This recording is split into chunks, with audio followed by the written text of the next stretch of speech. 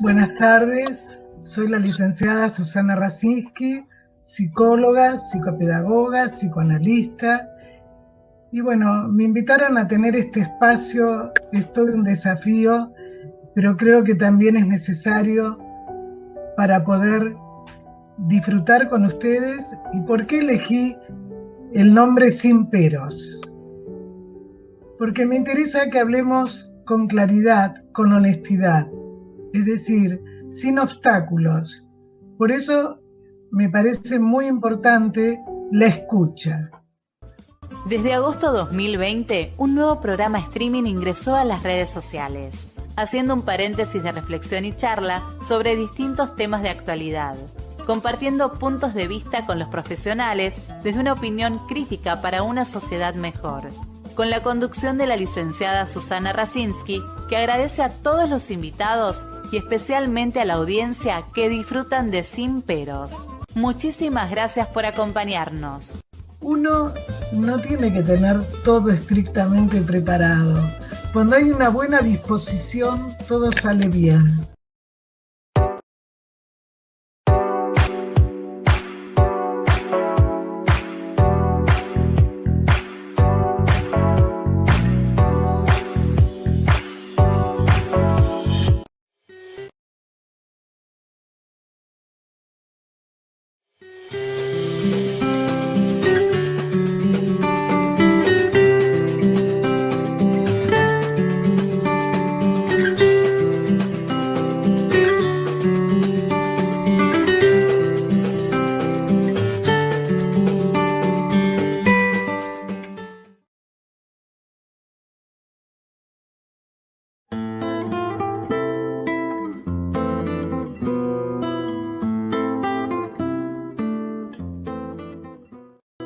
Sin Peros. Un momento de compartir, aprender y disfrutar. Espera lo inesperado con la licenciada Susana Rasinski.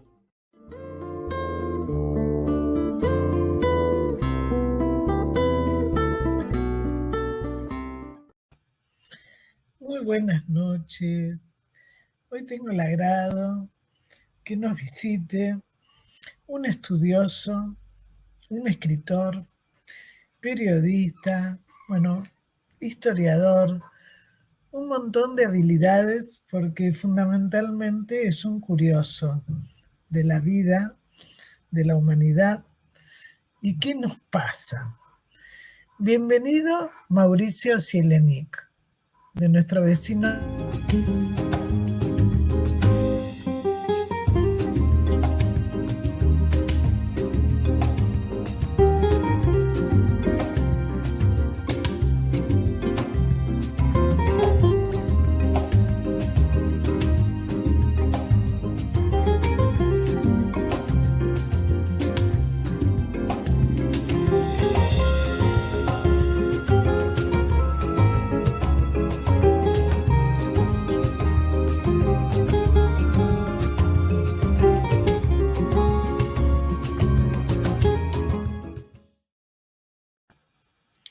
Bueno, bienvenido, Mauricio.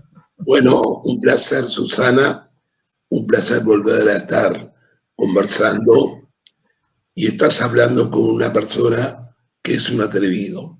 Y ahora te voy a decir por qué.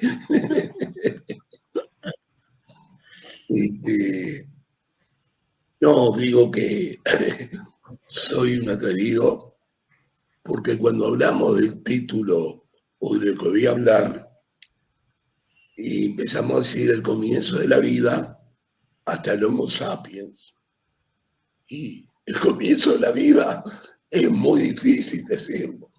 Por eso digo que soy... Pero además es lo que suponemos, porque hoy en día, con todas las investigaciones, no sabemos realmente cuándo empezó. Pero bueno, vos hacés un abordaje interdisciplinario, ¿no?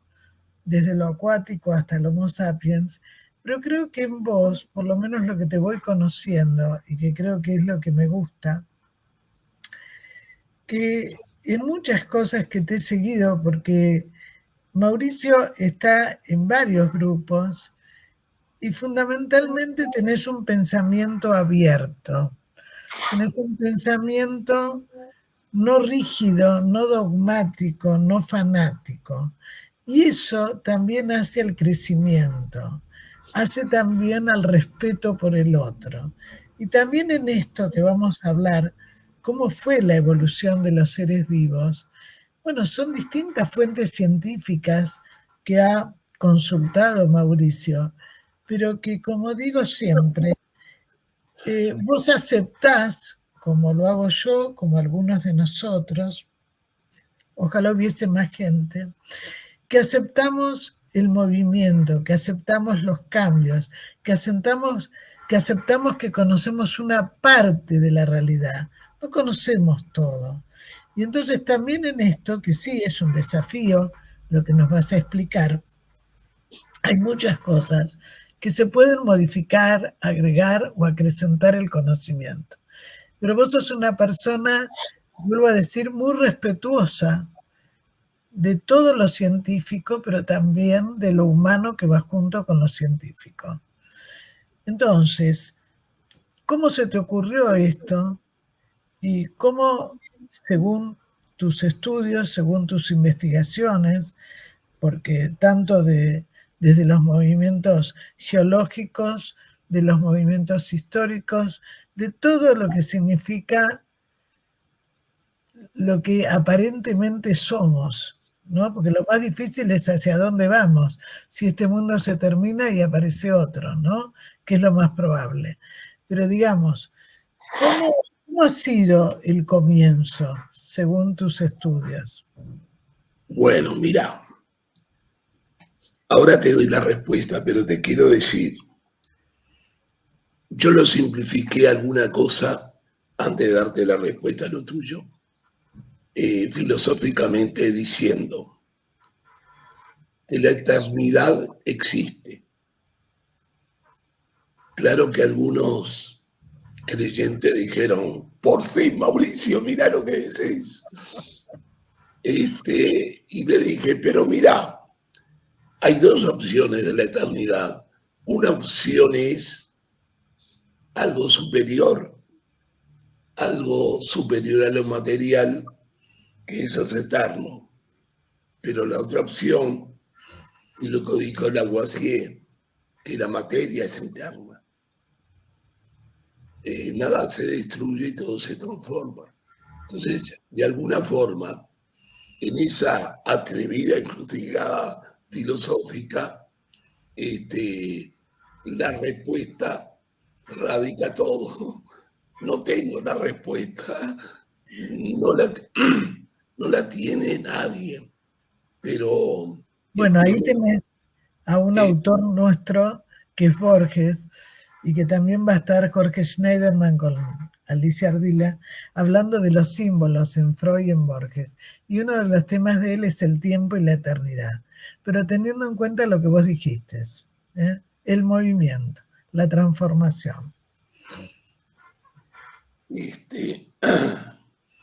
bueno, yo voy a hacer esto algo salteado, porque no puedo hablar de comer desde el principio si no quiero hacerlo con una estructura que de repente no es lo mejor, pero pensé que para que se entienda es mejor hacerlo salteado.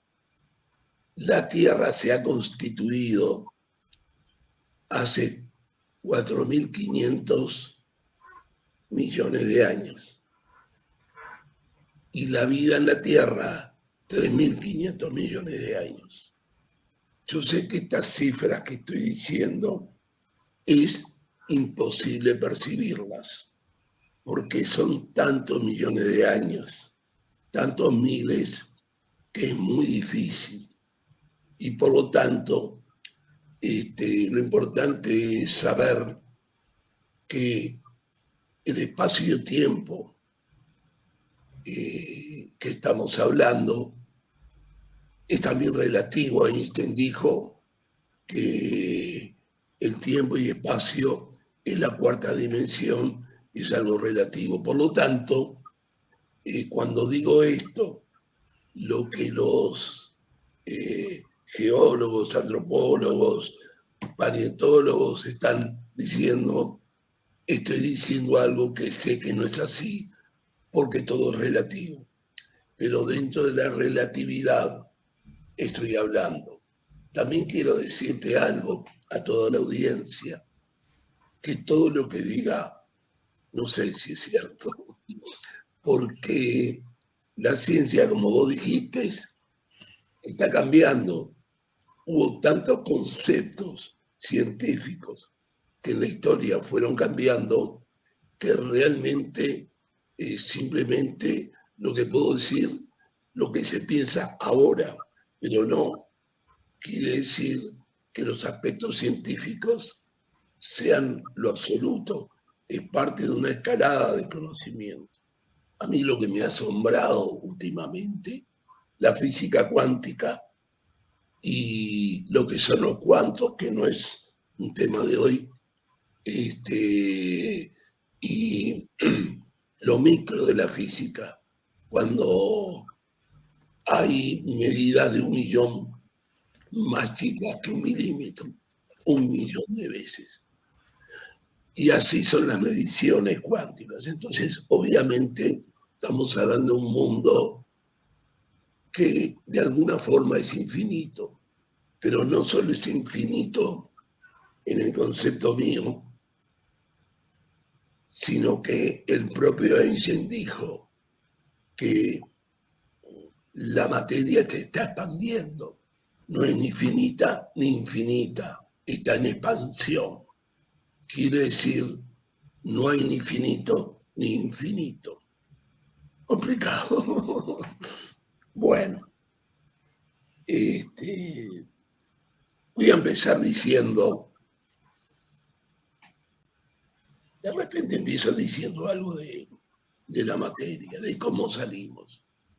800.000 años después que se formó la Tierra, apareció la vida en el planeta. Eso ni Dios lo sabe, pero yo lo digo porque es lo que la ciencia está diciendo. Apareció la vida en el planeta,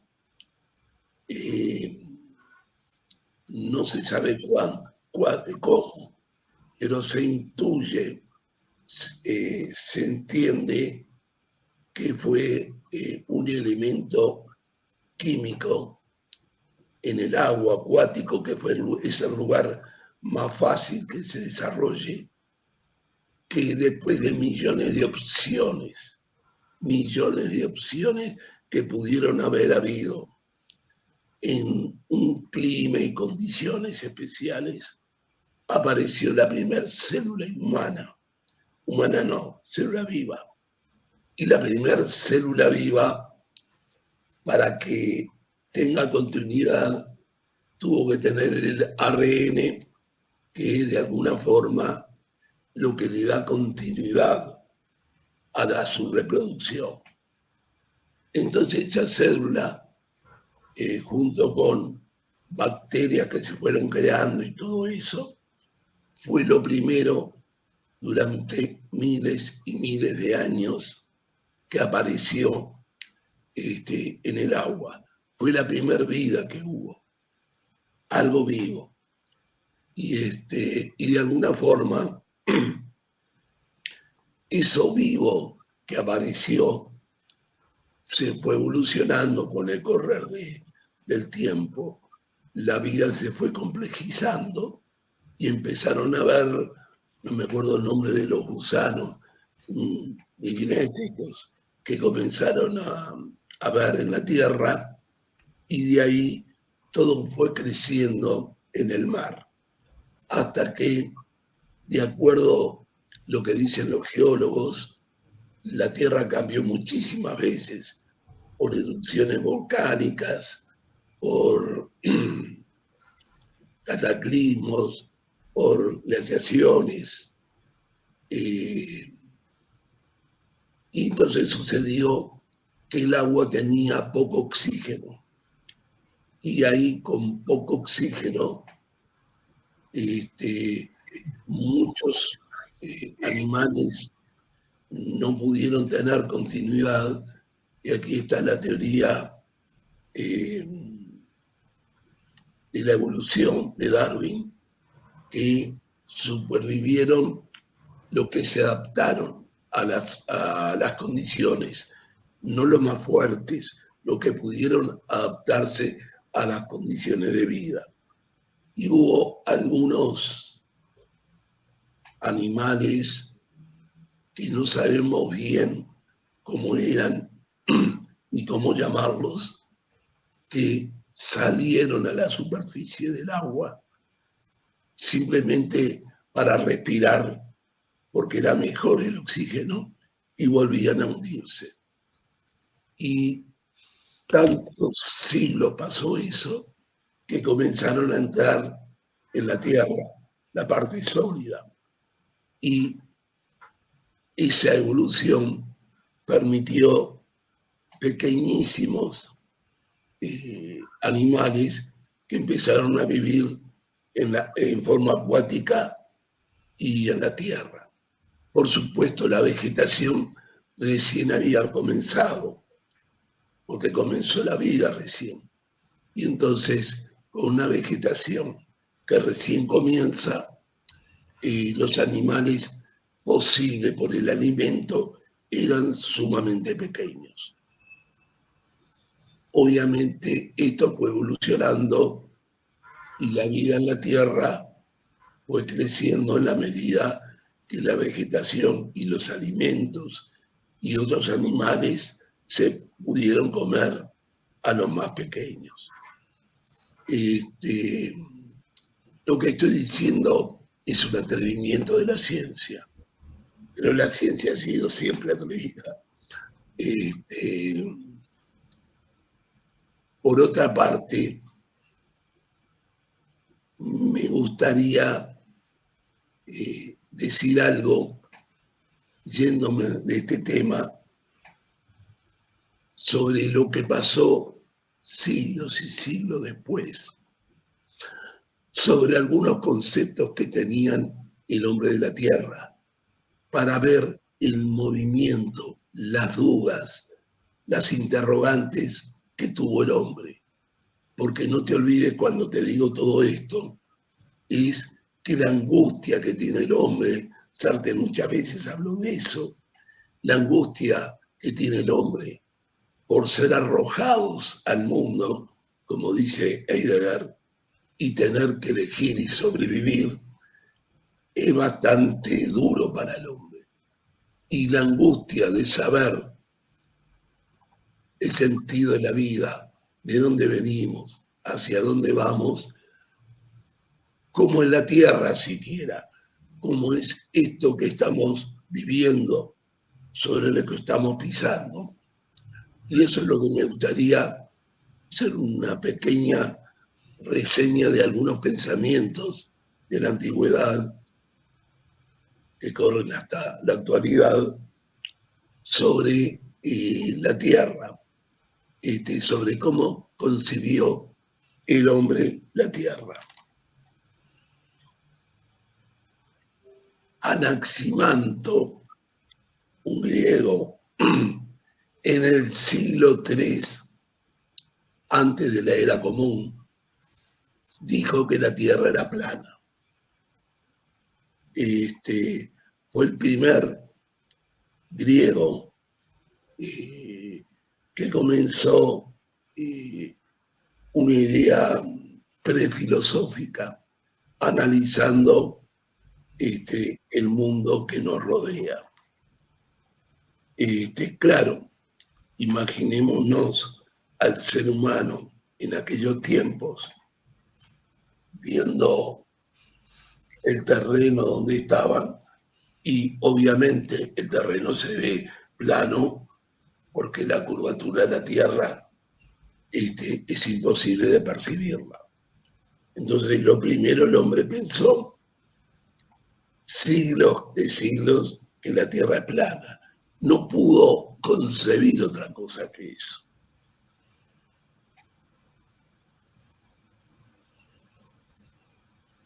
Hasta que vino Aristóteles, por el 384, aproximadamente antes de la era común, y dijo que la Tierra era esférica y puso un ejemplo, que cuando de lejos se ve que un barco se aleja, primero desaparece la carcaja del barco y después desaparece el pico más alto del barco. Entonces, frente a esa situación, dice, tiene que haber una curva y esa curva me hace pensar que la Tierra puede ser redonda. Pero hubo mucho más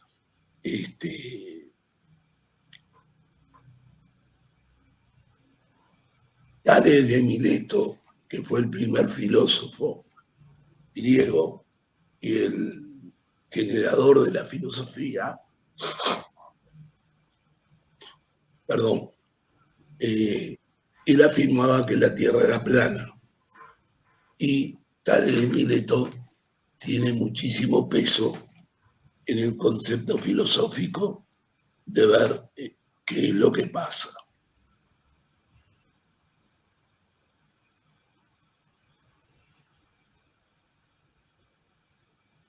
Laptano,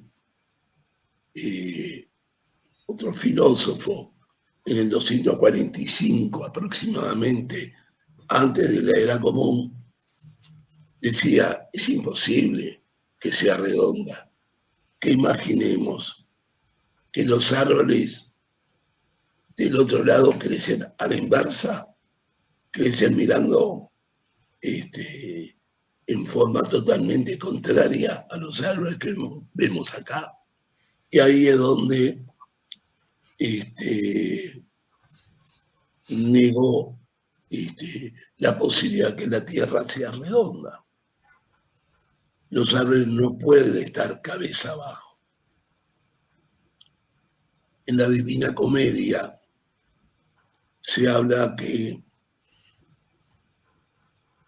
la Tierra más bien se da a entender que es plana y que hay un tremendo hueco o agujero subterráneo donde ahí van los seres que van al infierno. No está muy claro, pero se supone que habla de algo plano y que abajo está el infierno. Cuando Cristóbal Colón, estamos hablando mucho más adelante, hizo sus expediciones, muchos marineros de Cristóbal Colón tenían un gran temor que la navegación termine el mar y se puedan irse al abismo, porque si la Tierra es plana, en algún momento terminaba.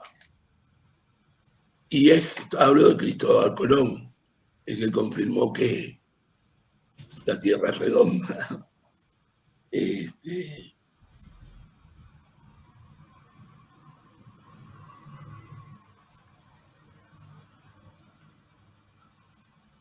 Los babilónicos pensaban que la Tierra era llana y que era un plato, y en ese plato podían caber los mares para que no se desborden.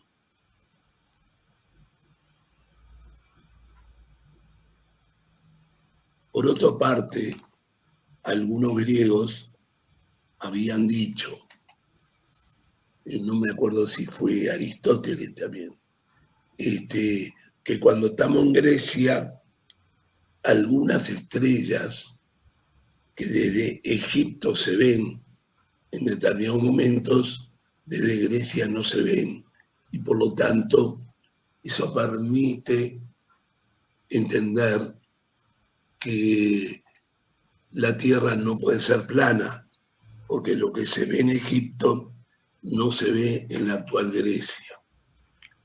Yo digo todo esto por los movimientos que tuvimos los seres humanos en la Tierra, que me parece muy... Y que tenemos, Mauricio, porque en este momento ya los geólogos han dicho que una parte de África se desprende. en el continente africano, se separa. Hace unos días hubo un glaciar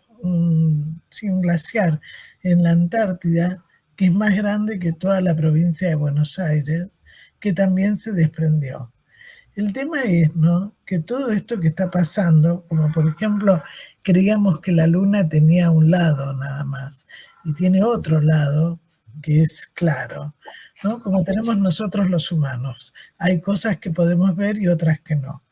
El tema es, digamos, que cómo surge, digamos, cómo ha sido la importancia también de todo esto que vos estás diciendo, de los movimientos de los glaciares, como para poder constituir el planeta que en este momento está en llamas, porque de alguna manera el hombre ha ido destruyendo lo que le da de vivir, ¿no? Como son los árboles, los animales, los mares que son inmensos, tan contaminados.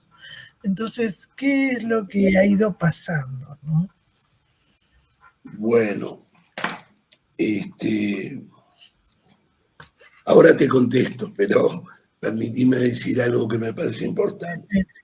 Copérnico dijo que la Tierra gira, que no somos el centro de todo. Y eso fue en el año 1600 de nuestra era.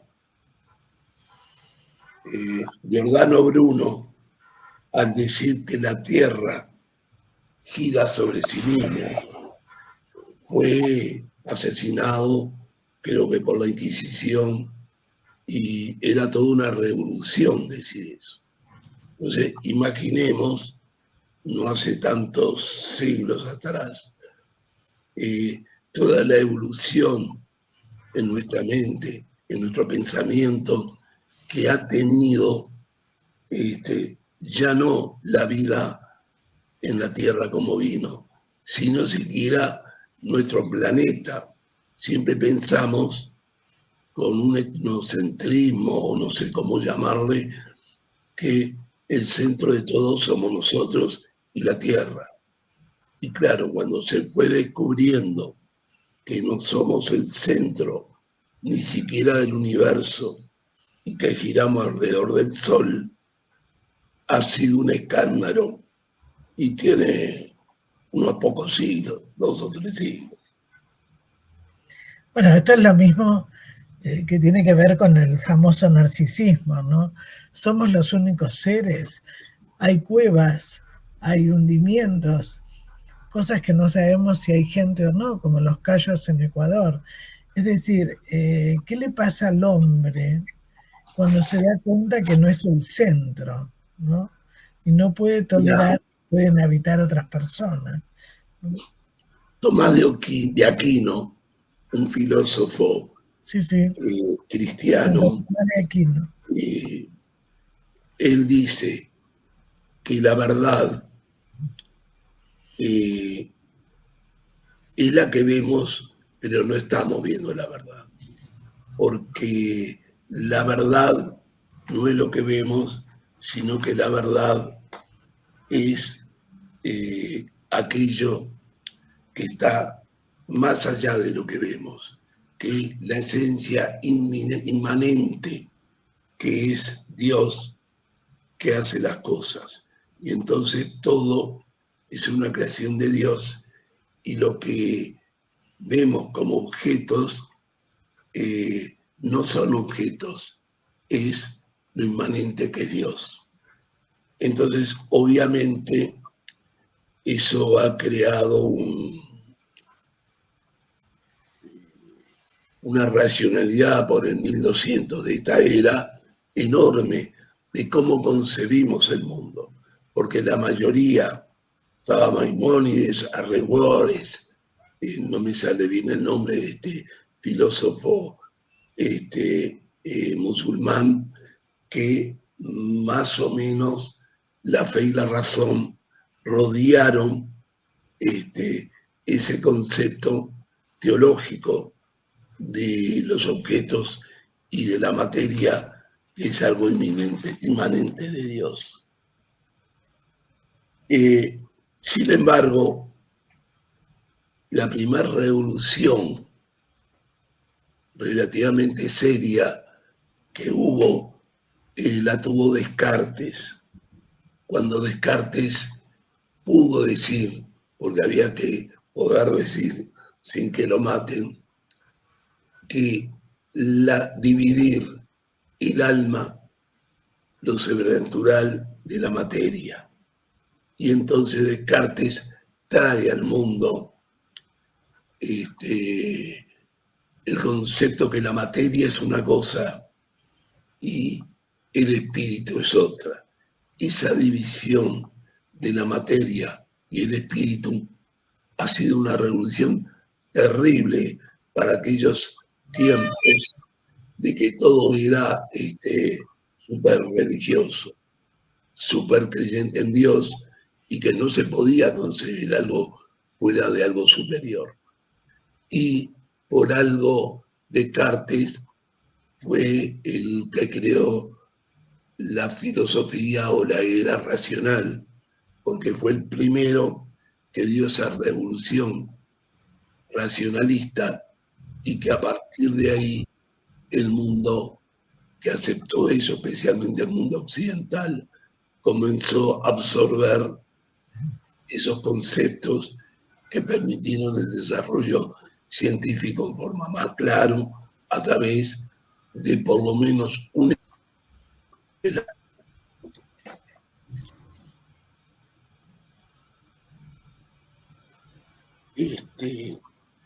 Quiero hablar de dos personajes importantes. Uno es Einstein y el otro es Nietzsche, porque tienen que ver con esto, porque tiene que ver con la interrogante de dónde salimos. Entonces le preguntaron a Einstein, le hicieron una pregunta, pero no le hizo la pregunta a cualquier persona. Le hizo la pregunta la señora del rabino Marta Munk, un rabino en Alemania, le hizo la pregunta a Einstein, que con toda su sabiduría, esto es muy reciente, ¿no? Con toda su sabiduría, si él creía que podía haber algo sobrenatural, a pesar de sus conocimientos científicos. Y él le dio la respuesta en una carta, que es muy famosa la carta, y por unos cuantos millones de euros se va a vender el mes próximo. Sí, lo leí la semana pasada. Sí. En esa carta, él dice algo muy interesante. Dice, si leemos la Biblia, podemos entender dos cosas, que la Biblia es algo literal o es símbolos, metáforas de otras ideas, y que si Dios es una metáfora del hombre o no lo es. Entonces mi respuesta es que primero tengo que interpretar cómo es el tema de la Biblia. Y en esa interpretación es que cómo interpreta cada uno, si es metáfora o no, y si es hombre, Dios, puesto como metáfora, es otra cosa. Pero dice, yo tengo que creer necesariamente en la ciencia, en lo que estudié, en lo que creo. Por lo tanto, no puede haber ninguna respuesta que sea fuera de lo que yo científicamente creo y está demostrado. Ahí es donde dice, sin embargo, hay mucha gente que dice que soy ateo. Es fenomenal si vos leíste la carta. Él dice, estoy enojado, no soy ateo, porque el ateo niega la existencia de Dios. Y yo, con mi ciencia, no niego la existencia de Dios, no la conozco. Por lo tanto, me defino como agnóstico. ¿Y saben por qué? Porque no sé si existe Dios. Entonces, sí. Ha sido algo muy interesante. Y por otra parte, hay una creencia equivocada de Nietzsche, en el cual Nietzsche tiene la frase famosa que Dios ha muerto. Pero en realidad, si seguís leyendo a Nietzsche, no es que Dios ha muerto, es que el hombre creó a Dios como una necesidad. Y hemos matado a Dios y seguimos con esa necesidad. Y estamos esperando que alguien cree que un nuevo Dios, que se forje un nuevo Dios, porque el ser humano lo precisa. Es muy interesante eso. Y en el estudio que tengo hecho, estoy escribiendo un libro en el cual, si me da el tiempo, lo desarrollamos ahora algo. La creación de las religiones ha sido una necesidad. Hay un concepto marxista que está muy en boga, que se dice que la religión no es solo una forma de poder y que, bueno, se aprovechaba del poder. No. Las religiones no nacieron por un deseo de poder y de beneficiar a alguien, sino nacieron por un tema más complejo que, déjame ver qué orden tengo, que ahora lo sigo diciendo.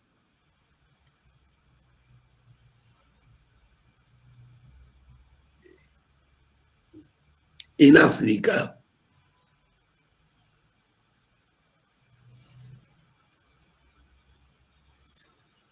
en Moldavia, que es un cráter, una falla enorme de la Tierra, que se forjó hace años, ahí es un mundo diferente, porque es un tremendo cráter de cientos de metros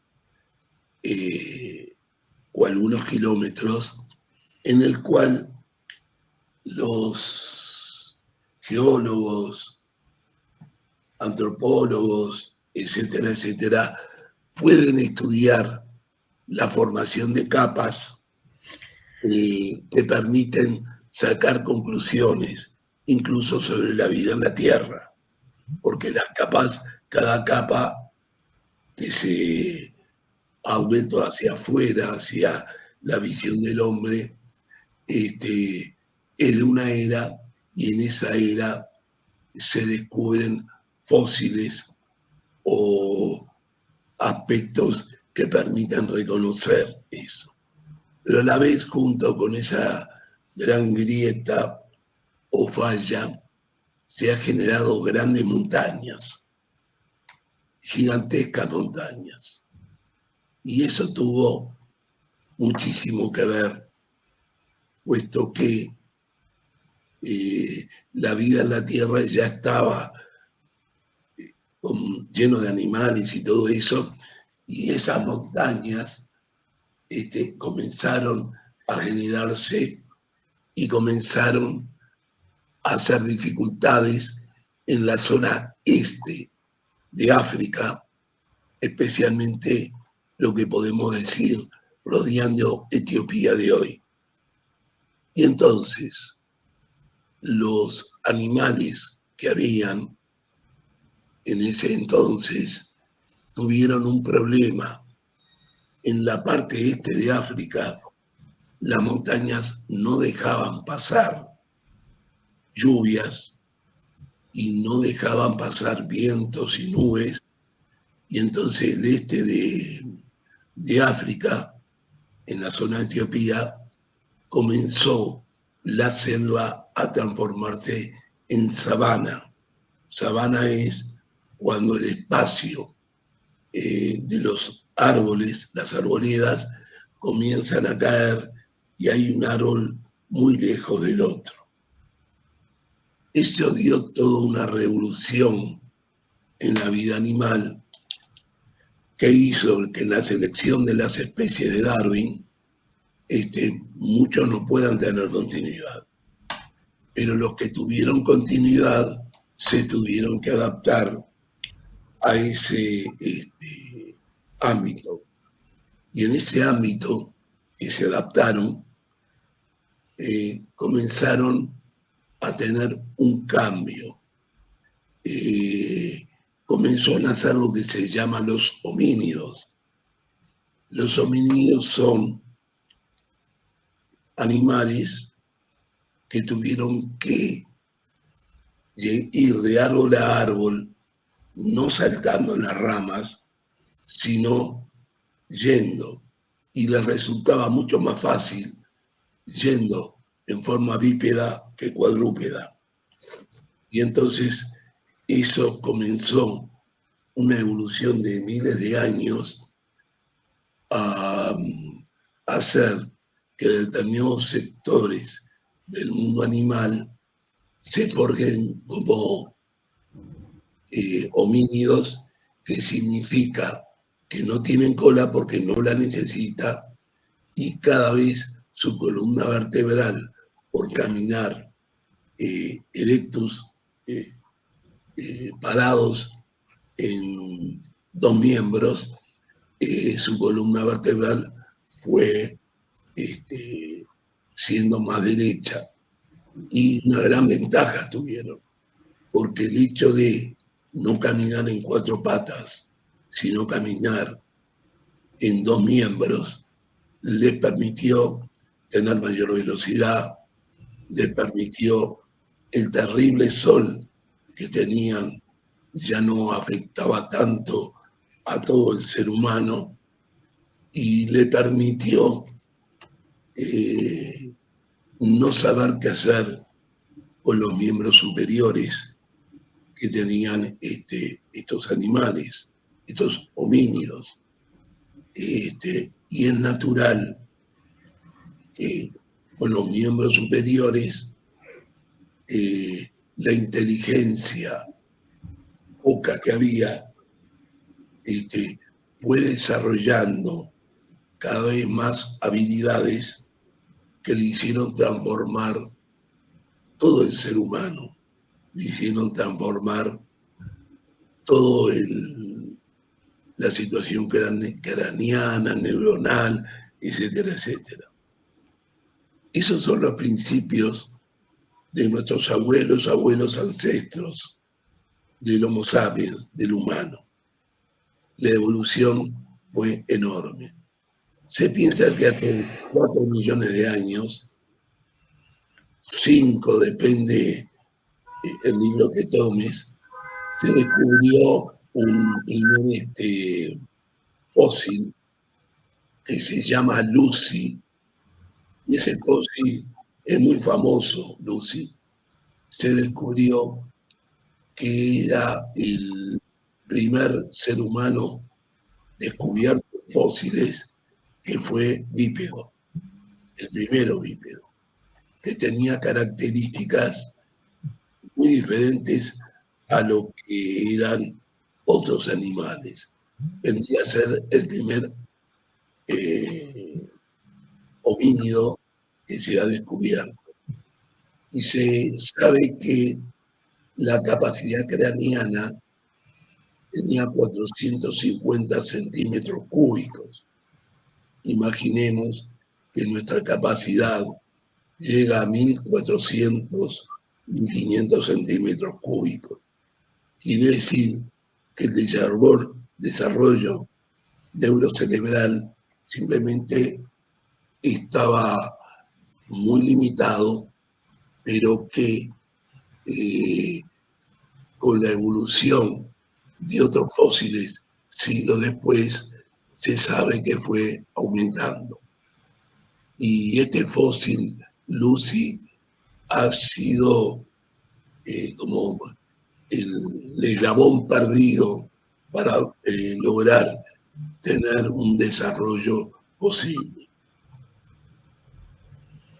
Vos también hablás en uno de tus trabajos cómo era la organización de estos homínidos. Sí. ¿Y quién ostentaba el poder?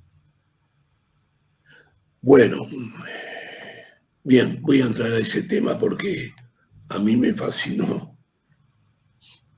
Me fascinó porque yo, viejo ex marxista, no lo soy, pensaba que el poder era parte de explotación del hombre por el hombre y por eso se había inventado el poder. Resulta que si miramos antropológicamente y miramos el mundo animal, no hay nada en el mundo animal que no tenga poder. Y en un estudio que estuve leyendo, mostraban cómo los animales que van en grupos, elefantes,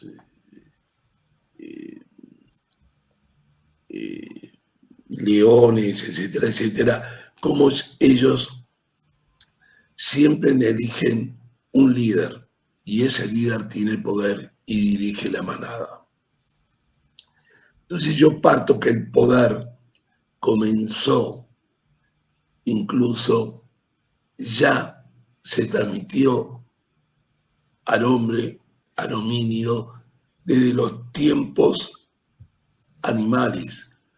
Todo animal, incluso ahora que está en manada, tiene un líder, que es o el macho más fuerte o es la hembra más fuerte, como en el caso de las ballenas, o es el más capaz en resolver el alimento. Cuando el hombre se desarrolla los homínidos, que son recolectores cazadores, los homínidos ya empiezan a tener siempre un líder, aunque los grupos son pequeños, de 20, 30 personas, comienzan alguien a dirigir, porque es imposible no ser un grupo y no tener un orientador, alguien que dirija todo esto. Entonces se comenzó siempre a tener un líder, y el líder no era como los conceptos del materialismo histórico decían, sino que era por una necesidad humana.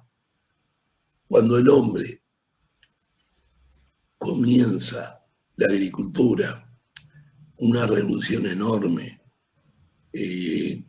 antes de hablarte de la agricultura, 2 palabras para decirte que el hombre comienza la agricultura casi cuando termina la era glacial de hace 10.000 años, antes de la era común. Y lentamente se produce la revolución agrícola, que fue un elemento terriblemente importante en el cual el hombre pasó de recolector a agricultor, a sedentario. Pero imaginemos, mirá lo que significó la revolución agrícola. La revolución agrícola significó que ya no había que ir buscando el alimento. Ya nos quedábamos en un mismo lugar. Ya cultivábamos en ese lugar. Ya cuidábamos ese lugar. Ya teníamos animales que se adaptaban a eso. Y aparte, cuando se cosechaba cereales, lo que sea, se cosechaba para un periodo largo. Y para ese periodo largo había que guardarlo en un lugar. Y había que cuidar, porque la experiencia era que venían nómadas y le podían robar todo lo que habían hecho. Sí, no solamente los nómades, sino también las situaciones de frío, de calor excesivo, ¿no? Vos sabés muy bien en Rusia, cuando se guardaba por la nieve, por el frío, cómo guardaban en las casas que todavía te muestran el ganado, el alimento. El tema es qué pasa ahora cuando la gente migra por hambre. ¿Mm? Y cuando los lugares donde por ahí tenían alimento han sido quemados, han sido devastados por el hombre, no solamente por la naturaleza, ¿no? Porque cuando uno viaja, uno ve en 20, 30 años cómo ha cambiado el panorama al no haber árboles. Entonces cambia al estar matando abejas, o sea, al estar contaminando los mares, ¿no? Hay todo un montón de situaciones donde el factor humano ha dañado lo mismo que le da la provisión. Y una cosa que me quedé pensando, porque son varios temas que abriste, que no vamos a tener tiempo de desarrollar todos, estarás en otro programa, pero cuando vos decís la sobrevivencia, y yo pensaba en los jóvenes que hoy les dan todo, entre comillas, que eso no significa afecto, y que no saben sobrevivir cuando no está un McDonald's o algo cerca, ¿no? Con cosas básicas, ¿no?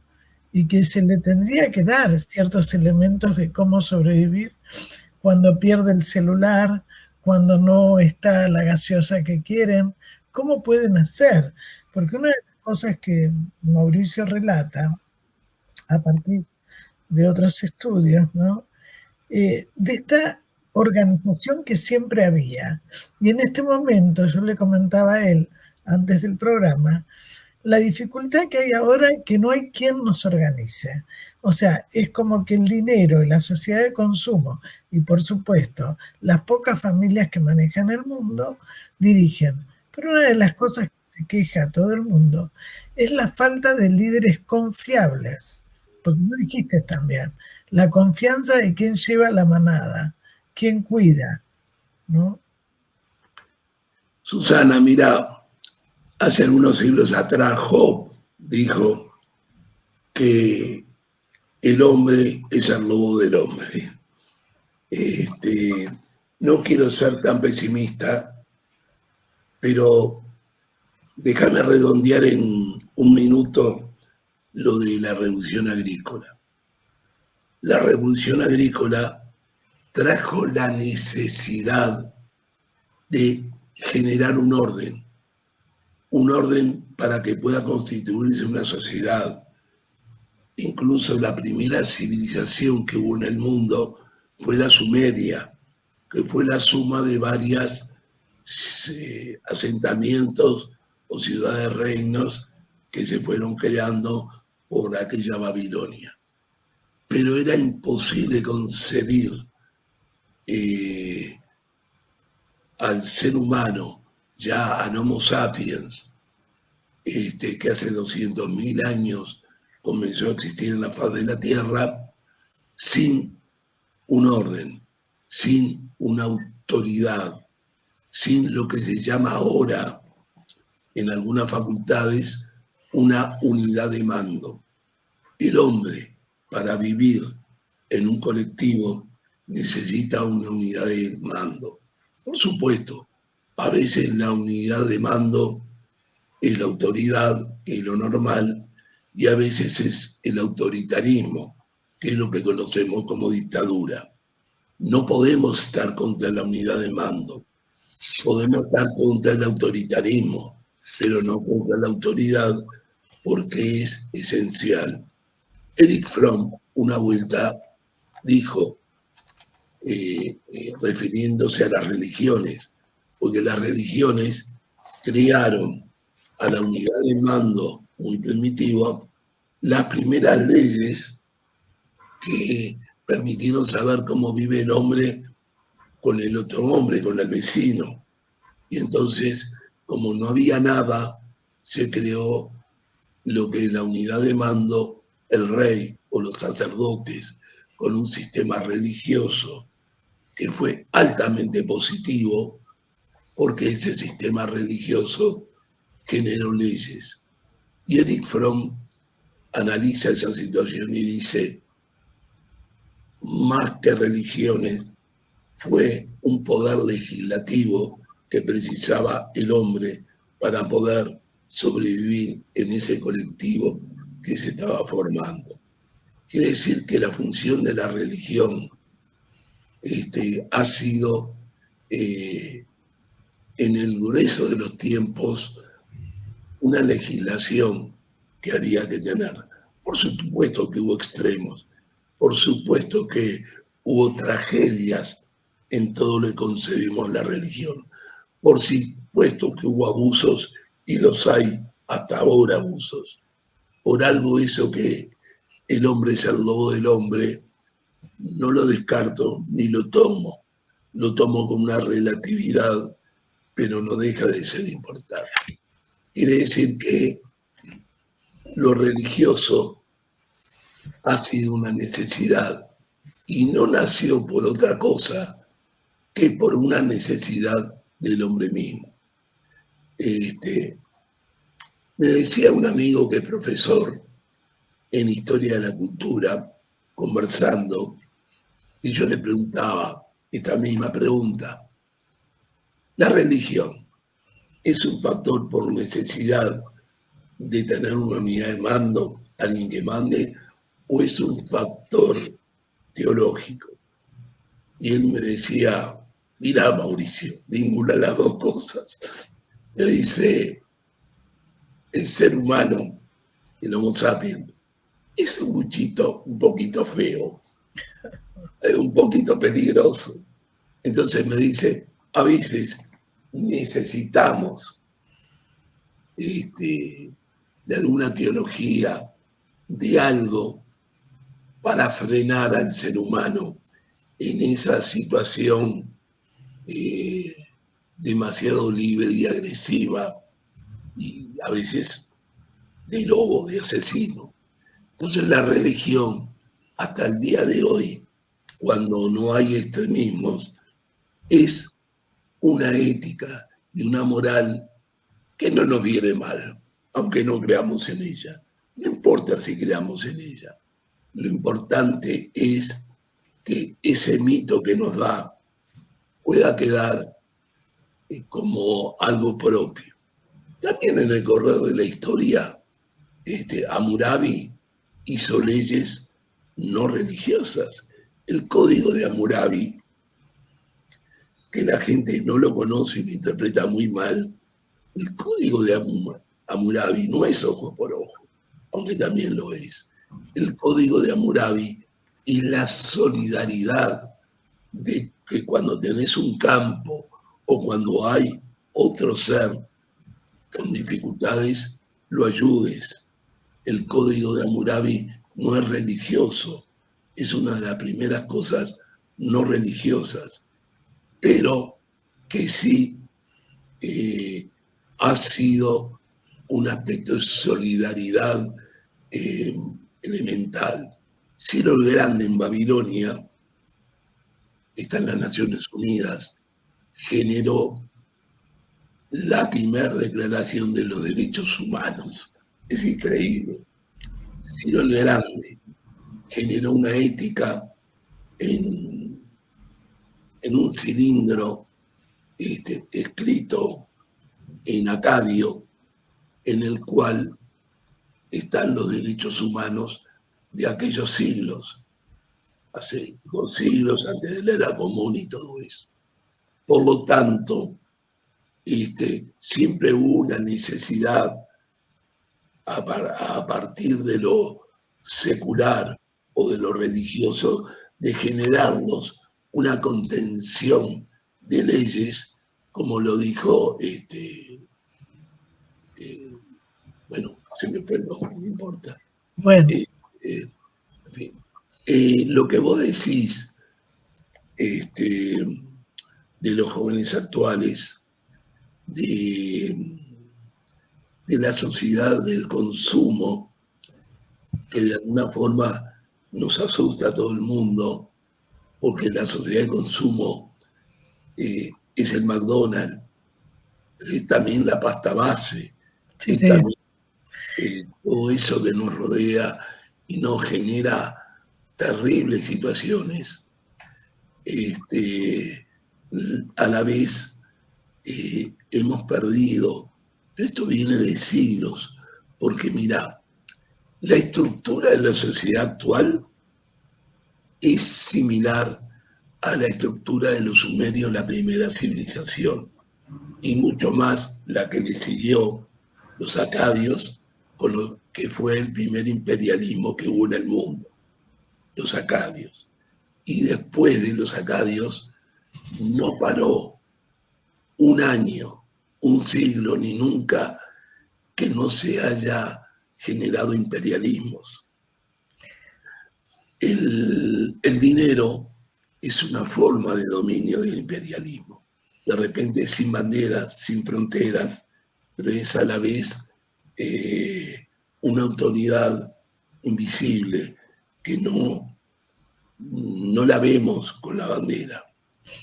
Entonces, en esta sociedad que Bauman decía, la sociedad líquida, la sociedad donde hemos perdido la contención de grandes baluartes éticos, como religiosos, ideológicos, políticos, y todo vale, nada es importante. Entonces, en esta sociedad donde el consumo vale muchísimo, eso sí vale, pero una vez que vos te compraste el par de championes de tal marca, ya no vale nada porque ya lo tenés. Es una sociedad un poco difícil en ese sentido. Es una sociedad que empezó alguien hablando de la era del vacío hace algunas décadas y vamos a terminar hablando de esta sociedad líquida. Sin embargo, es la sociedad que tenemos. Mauricio, espera, sí, porque el programa ya se nos fue. Entonces, para terminar, siguiendo lo que acababas de decir, para que des un mensaje a la audiencia, para terminar vos, estos valores que se perdieron, pero ¿cuáles serían las contribuciones para el desarrollo del hombre, según vos? Como mensaje para la audiencia y por supuesto estás invitado para el año próximo. Mira, yo no sé qué mensaje, pero yo que estoy casado, tengo la sensación, por la experiencia de mi vida, que el amor, la solidaridad, el esfuerzo del trabajo, generan valores muy importantes que le da sentido a la vida. Vos algo que te viene fácil, que te da lo mismo si lo tenés o no lo tenés, no es un sentido de la vida.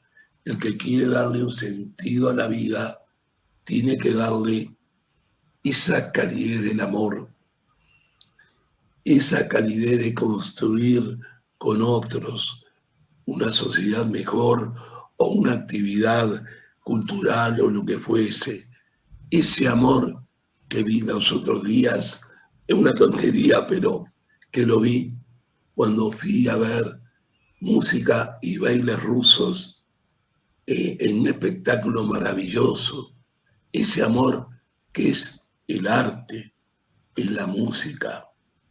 Ese amor que para mí puede ser mi señora, mis nietos. Eso no construye. Lo muy genérico es parte de sobrevivir en este mundo. Quiere decir, aferrémonos a las cosas hermosas. Había un filósofo que decía que lo cultural, la música, lo artístico y la naturaleza forman el placer de la vida. Totalmente de acuerdo. Y que por lo tanto todo lo demás es superfluo, no nos hace más feliz. Si querés lo dejamos acá. Sí, muchísimas gracias y bueno, un abrazo muy fuerte. Ya nos veremos pronto.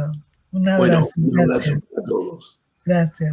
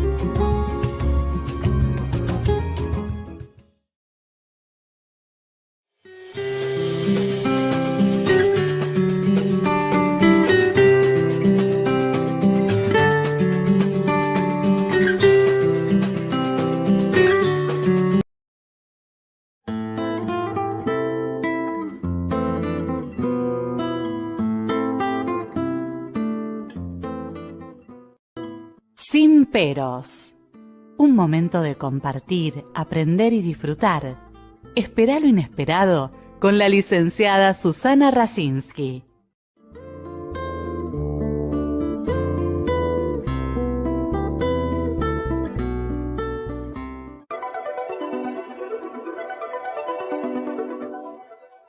La forma en que vivimos y trabajamos está cambiando.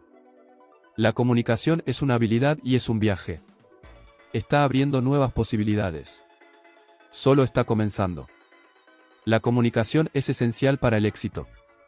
Hay diferentes tipos de comunicación, por ejemplo la transmisión streaming remoto también puede comunicar de manera efectiva.